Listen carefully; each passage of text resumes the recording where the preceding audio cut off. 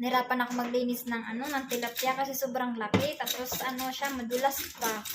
Kapag andito ka na talaga sa sa ibang bansa, bawal na talaga marte. As in talaga. Lahat ng kailangan talagang pag ganito yung tilapia.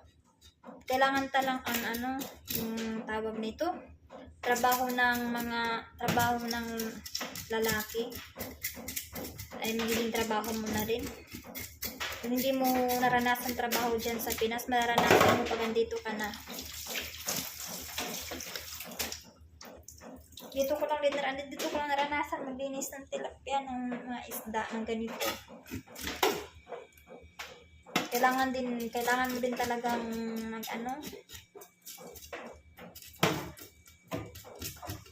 para may makakain ka. Ka pwedeng umasa.